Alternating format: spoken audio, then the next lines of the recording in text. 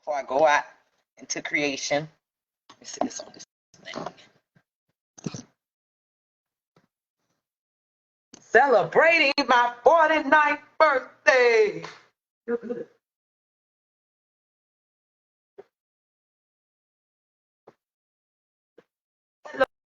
Hello, folks. I'm gonna let y'all tune in right quick. Want to be a little TV dinner? I don't know if you can see me or not.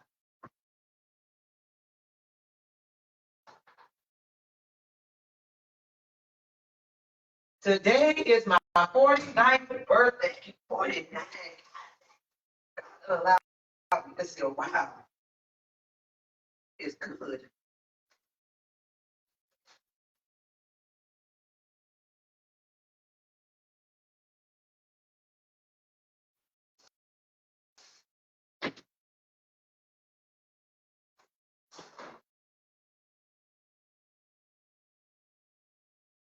Let y'all tune in for Kid Lee's birthday.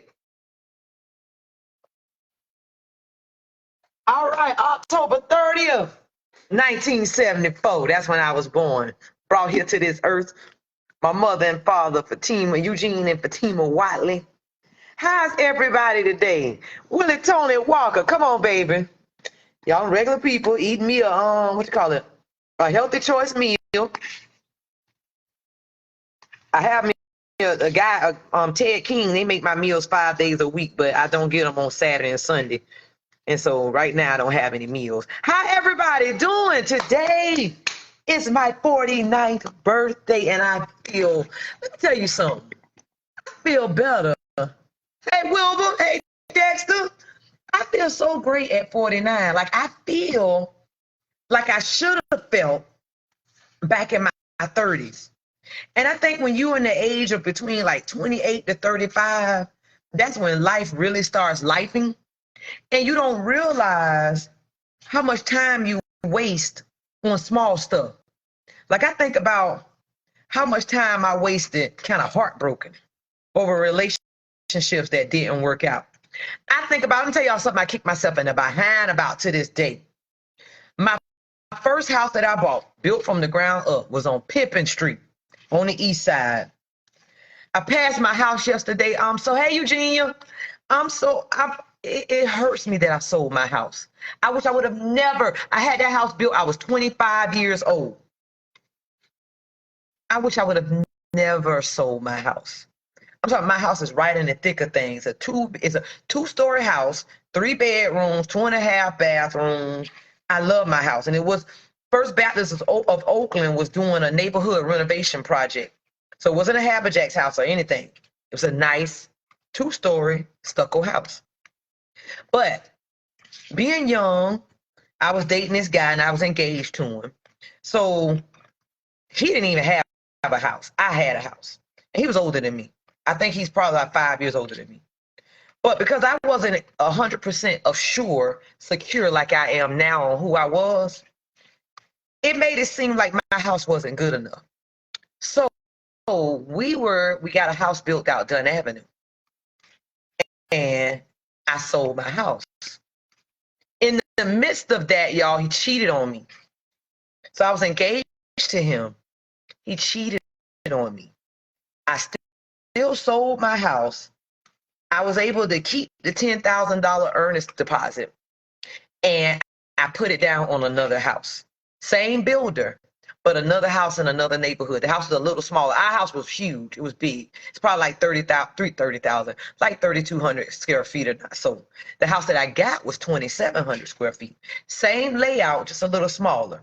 It was a 4-bedroom, 1, 2, 3 full bathroom with a bonus room above the garage. But if I'd have known then what I know now, fuck him. Got my $10,000 back, and I'd have stayed in the house that I already had. But I thought living on Dunn Avenue was better than living on the east side when I was 25 years old. First of all, I was 25 years old getting houses built. That's victory number 1. And I had 2 children. That's victory number 1. I was the shit back then, and I didn't even know it. Nobody wasn't doing that. Nobody ought to do it now. My daughters One of my youngest daughter did it, and my oldest daughter got hers when she was about 26, 27. But I was 25 years old back then getting a house built, had a house built, bought a second house. I was like 27 when I got that second house. But had I known then what I know now, I just kept my house on the east side. Freak him. He left with her. They divorced to this day. She thought she was getting something.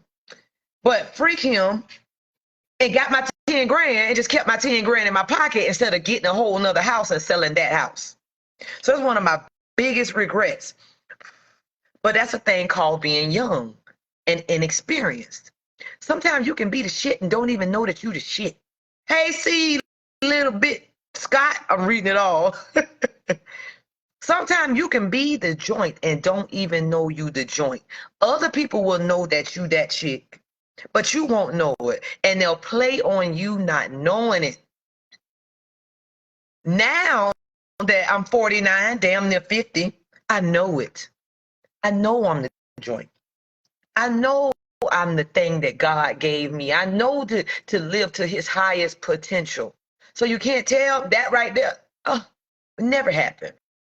But it's here to help another woman with their story. You get what I'm saying? Hey, Erica, it's here to help another person with their story. So my story will help somebody else. I love this clarity that I have. I love the way I feel. I don't think I've ever loved myself so much. I'm telling y'all, I've had a little boyfriend. And I decided to break up with him today. Not that he's a bad guy, anything like that. It's just not working for like it should be for me. And I'm happy enough and healthy enough to know when it ain't going like it really should go and to not waste anybody else's time. So I'm starting out my new year, because today is my new year, single. Even though nobody really knew I was in a relationship, because I don't talk about that, my relationship life like that anyway. But I let it go. And that's something you have to do. That comes with maturity. When you know something really not just working right, and it's not about breaking his heart. We did it a nice way. Hey, Tanya. We did it a nice little way. Hey, Jack. But I let it go because it just really wasn't suiting either one of us. You know what I mean? And that allows him time and freedom to go find who he was meant to be. Hey, Sharika. Thank you. Who he was meant to be with. Sometimes we have to do that. I'm going to tell you, one of the hardest things I ever did was when I got my divorce. The hardest thing I ever did was break my own heart. That wasn't going to work out. And I was 35 then. And I grew from that. But I went through it. I think I was depressed. I don't know. I was like depressed, like, but I was so hurt about that thing. Because, you know, when you get married, you think that things going to last forever. And that's who you're going to always be with. But sometimes you have to realize you change and they change. The thing is not to make it ugly. So the hardest thing I ever did emotionally was to break my own heart and allow that divorce to proceed. With that proceeding, that means, y'all, I had to file bankruptcy. I had to move back in with my mama. I had to do so much. I had a whole new life. It's like I was a whole new person. You get what I'm saying? I was a whole new person because that was a whole new life. Because originally, I got married. I had kids. Then I'm divorced. Now the kids older, so they start leaving. I'm back at my mama's house. And you feel like shit. You really do. But you have to go through feeling like shit and know that you are the shit. That this is really just sugar. It's helping me grow. Michelle said, been there, child. It has. And like when other people go through it, I don't make them feel bad. I encourage them. All your days not going to be light. They're not going to be bright. They're not going to be, you're going to have some dark days. You know what I'm saying? I had some dark days. But now that I'm older, I realize I wasted too much time. I wasted a lot of time in the dark when I could have just popped out of it and went back into the light. You get what I'm saying? So that's what we have to do. Hey, Lakeisha, thank you. We have to realize, don't waste time in the dark. Go in the dark because sometimes you have to be there, but come back out. Nobody was ever meant to be in the dark. You weren't meant to be here and be unhappy. Because it's like this here. My I watch Myron Golden on a podcast all the time. Myron Golden said, if you were only meant to have your happiness in heaven, you would have never been born. You just been in heaven. If you were only meant, hey DJ Mike, to be happy in heaven, you would have never been born. So that means you were meant to be happy. There will be dark days, but at the end of the day, at the end of everything, you were meant to be happy. And as I approach these 2 quarters next year, 50, I'm realizing my time is so valuable. I will not waste it. Hey, Glenda, hey, Glenise, don't waste time. Enjoy life. Things don't even have to be perfect for you to enjoy. Stuff for me not perfect. I'm not a millionaire. I didn't know I was in the dark. Sometimes we don't know. It takes other people to tell us that we're in the dark. Let me tell you what I had to do with my mom. My mom recently went through a divorce. Recently. She married my daddy. Her and my daddy were married for 30 years. They had me 2 years after they were married, and I'm the oldest. So my mom went through a divorce this year. And I told my mom, I said, what happens is sometimes you're in your light. You're light. Another person is dark. But because you don't know that you're light, they take you and they suck you dry. And next thing you know, you're going into the dark and you don't even know it. It takes another person who is light to tell you, hey, girl, your light getting dim. What's going on with you? Because this dark motherfucker over here, all he know is dark. And all he or she knows is to suck you dry. So what they do is they suck you dry and you keep losing your light. But they only get people who didn't know that they were light. Like now, I know I'm light. I know I'm light. I know when I walk in a room, it's a happy room. I know that sometimes the things change when I walk in. I know how I feel. And I know that I generate light and can't anything suck that away from me. The minute I feel it sucking away from me, I am so in tune to who I am, I'll make it a point to escape, to leave that. So I'll never be sucked dry. Thank you, Gary. Gary, you got to let us know how that Virgin Cruise is. I want to go on Virgin Cruise. Anybody out here looking, really, what you really want to do, I'll help you do it. I'll do it for you. Book me on a Virgin Cruise. That's what I want to do. All that, hey, hi, bye, motherfucker. Book me on a Virgin Cruise. You like me like that, do that. That'll get you somewhere. But anyway, just know that today I am 49, October 30th, 1974, and I feel fantastic. And my thing is, hey, Michelle, baby, Nene, hey, y'all. I want everybody to feel good. It's like this. I don't want to feel good by myself. I want other people to feel good. Now, I'm not going to beat you over the head with it, and I'm not going to come knocking on your door. I'm not going to be one of them, come on. No, I'm going to tell you the word, and I'm going to get it to you. And then that's called planting the seed. I'm planting the seed. But I want our women, our Black women. All I can speak for is Black women. I ain't never been a man. I ain't never been a white woman, Chinese woman, a Puerto Rican woman. All I know is a Black woman. I want our Black women to start loving themselves and know that you don't have to feel guilty because you're happy. Sometimes we get so addicted to the struggle. Thank you, Queen. Thank you, Latasha. How you say, Latasha?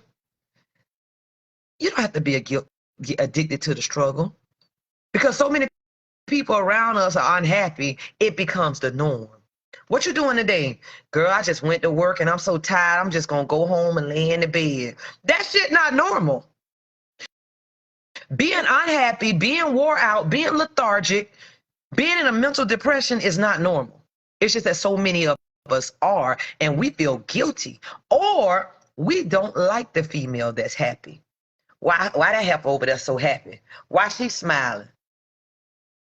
What God did to her? What's going on with her that make her so happy?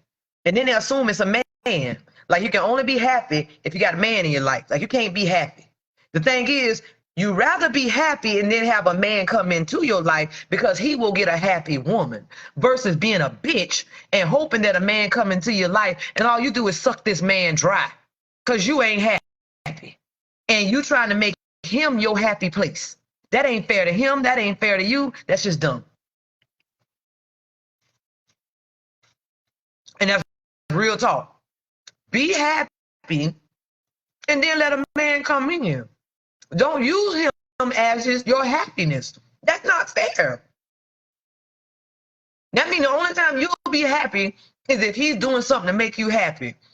That's making him into a circus clown, always doing tricks to try to make your ass happy. That ain't fair to him. Girl, if you don't get yourself together, hey, Miss Portia King, I can't wait on my food tonight. I'm eating a TV dinner right now from Healthy Choice. Y'all, when I was saying I have a chef that brings my food 5 days a week, it's Miss Portia King, her and her husband, Ted. They part of the reason for the physique starting to come in, baby, because they cook me some great healthy meals and they taste so good.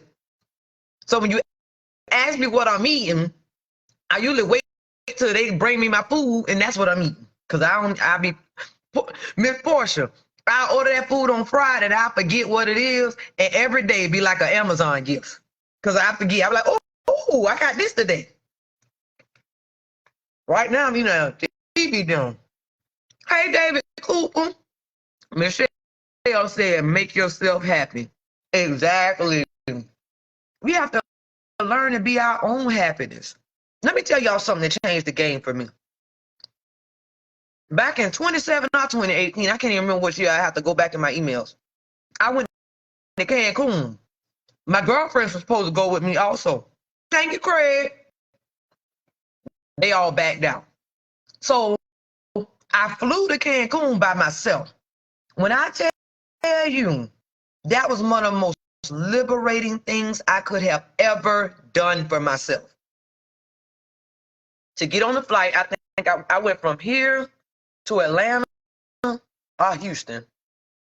Maybe it was Houston. I can't remember. Here to Houston, then to Cancun. Going through customs, doing everything by myself. When I got there, because it was a big event, I met way more people than I would have met had I been with a group of people. Because what happened is, since I'm by myself, it forced me out of my box, and I met so many people. And then because I met all them people and they knew I was by myself, they would always invite me over. Hey, the next party is this. Come over here to the VIP with us. Hey, we going here. Come over here with us. I met people from all over the country.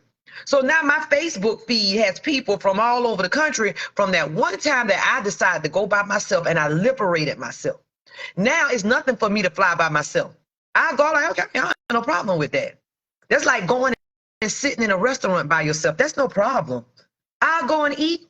First of all, if you go to a sports bar by yourself, you often meet more men because they already there. You can't meet men in women places. So that up your numbers on your phone calls because you meet more men. Start going to football games and stuff, you meet more men. You know what I mean? Hey. Because I'm telling y'all, Wednesday, I couldn't, none of my girlfriends could go out. And I wanted to go out. I was starting off my birthday week. I end up meeting Mike Tyke. Said, hey, meet me at Tipsy's. Well, first we came by here. He came by here. We had a few drinks. Then we met up at Tipsy's. Hey, Darielle. We met up at Tipsy's. Then Joe came. We met up at Tipsy's. Then Miles came. So I ended up hanging out Wednesday night with Mike, Joe, and Miles. And when I tell y'all, I had a ball. I paid for it on Thursday because, like I said, I hadn't been drinking. So Thursday, I was paid for it. But hanging with guys. And then when you hang with guys, a lot of times, you don't really have to buy too much.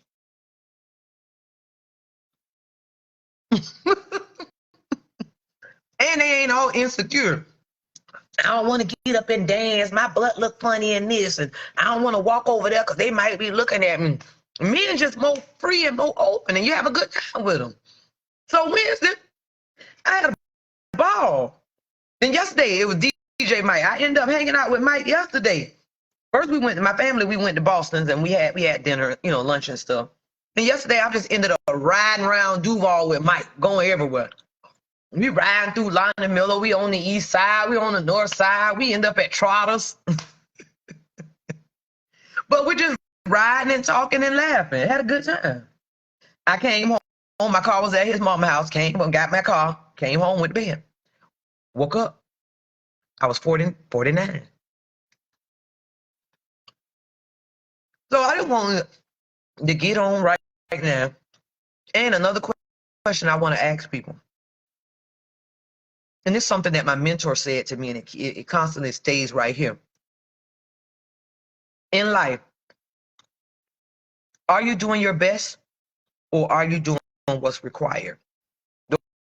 Those are not the same.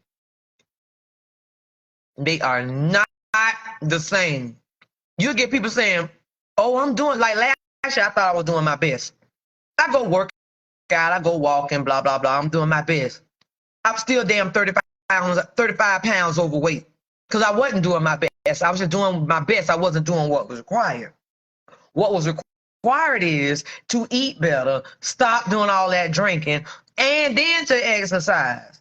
So what I thought was my best was just mediocre. It wasn't until I started doing what was actually required that my body started following. I started getting new businesses. Like right now, I'm sitting in my apartment downtown. I got my house over there on the north side, but I'm sitting in my apartment downtown, which also doubles as a massage studio. Hey, MB Meriwether, how you doing, lady? So I'm literally sitting here. Y'all, I broke my phone, so I'm using the camera that's not really that good. I got to get a new phone. Oh, what did I do? Oh, shoot, y'all. Oh, there you go. But I'm sitting in my apartment downtown, getting ready to go out and meet my mother for lunch. This is my unit. Last year, this time, I didn't even know this was a thing. I had no idea that I would have an apartment, a loft downtown. It's a loft. That I would have this downtown. But it took me to start operating under the practice of doing my best. Once I was not doing my best, I'm saying it wrong. Under the practice of doing what was required. Once I started putting in the real work to do what was required, God started blessing me exponentially. Exponentially. You get what I'm saying? I ain't saying it was easy, y'all, because like today, all 3 of my employees called in. Every one of them called in. It's my birthday, so stuff happened, and I'm telling you, everyone called in. But we still made it happen. You get what I'm saying? So I'm not saying that it's perfect, because it's not. You wake up on your birthday, this person call in, they sick, this one call in, my back hurt, this one call in, her phone broke. And it's your birthday. But God like to know what I'm made of, and he like to give me tests to see how strong I am. I'm calling my mama right back. God like to know how strong I am. And he can't give me no weak girl stuff. He said I got to give her stuff that helps her grow. So what it did is just spark my mind and my team mind on how we're going to get it done, and we still got it done without having to pay nobody.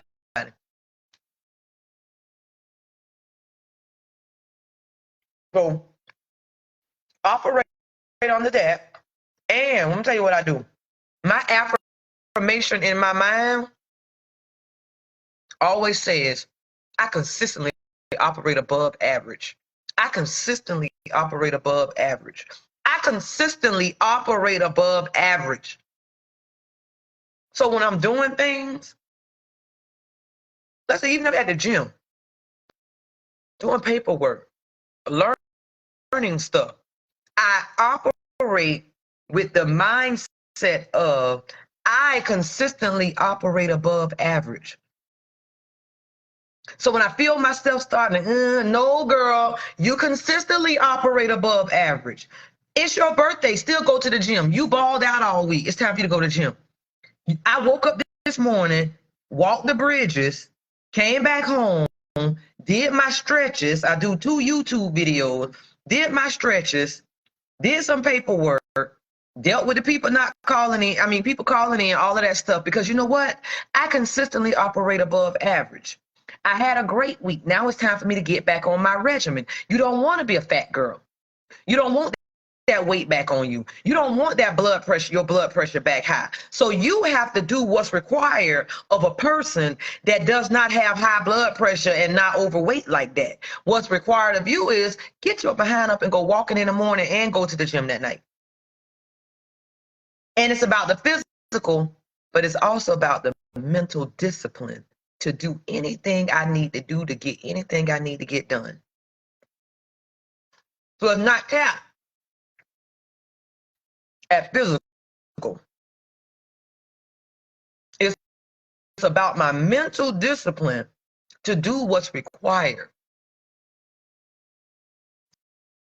I'm above average. I love it. Thanks. Yes, you say, I consistently operate above average. Make that your mindset and then start doing it. You get what I'm saying? I had to make that my mindset and start doing it. Y'all, sometimes it be days I don't want to. I don't feel like any of this. It's days I be wanting to like freak all of it. I ain't lying. It's days I don't want to do it. But I have to say, Kitty, you consistently operate above average. That's where you are. The average person would quit right now. Are you average? If you quit right now, you're showing your children mediocrity. My daughters need to know that you cannot quit when stuff get hard. When it get hard, that's about when you about to get blessed. When it start getting real hard, your blessings are on the other side. So if you constantly quit, you will never get your blessings. That's with business. That's with your job. That's with your relationship.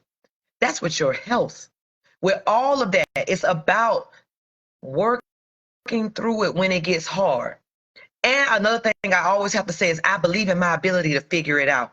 I believe in my ability to figure it out. I believe in my ability to figure it out. So like today was a day that I have no employees. But yeah, I have rental cars going in and out. I have cleanings that are still going on. I have Airbnbs that's doing checkouts. I have car wash stuff. I have bills. I have my birthday. But I have to say, I believe in my ability to figure it out. I can't throw my hands up and just throw in the towel. That's soft girl shit.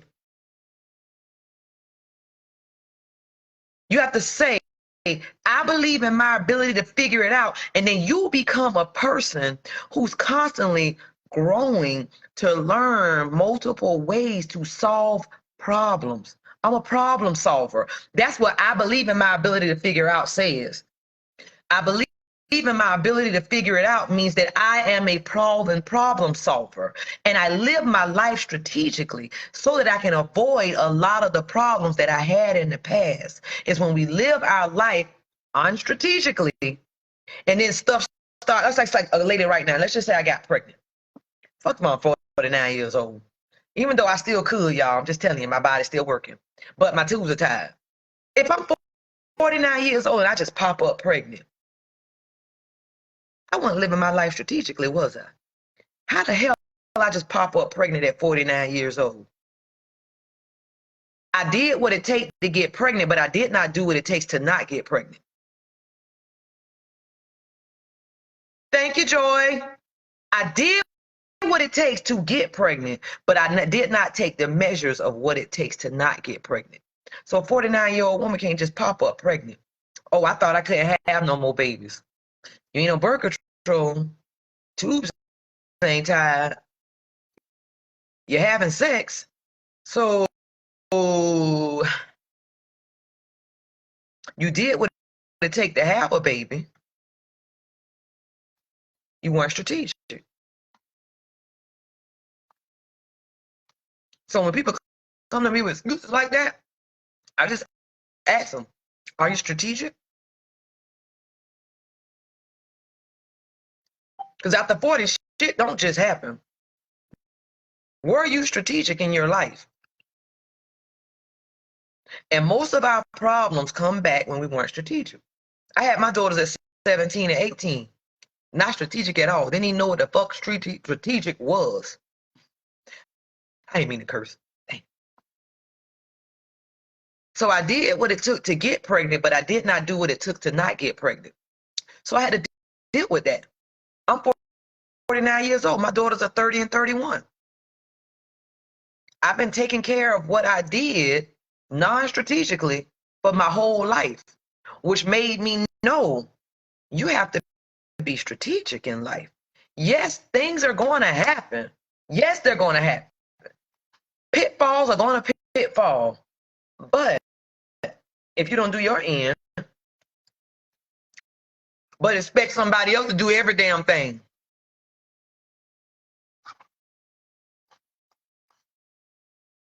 Well, y'all, I'm almost through with my healthy choice. I'm about to go with the First Place Sports and get me some new workout shoes. I put a birthday list on my page. Anybody want to contribute? That would be nice. My birthday list is I need a new pair of workout sneakers from First Place Sports. I need a new Samsung watch. I broke mine. I had that thing for like 5 or 6 years, maybe longer. I need a new waist trainer from Amazon because I don't wore mine so much that the Velcro don't wore out on them. And I want my J's. I got some J's that I want her to custom make for me, custom paint for me. So that's my birthday wish list, just in case anybody want to, give Kitty's custom cleaning a cash app and help me get it. But I'm about to go now and get me some new workout shoes because that come first. I done kind of wore mine out, and I like the fact that I wore them out because that means I've been working out. But I'll talk to y'all later. Mwah. I'm still eating. Sorry. Bye.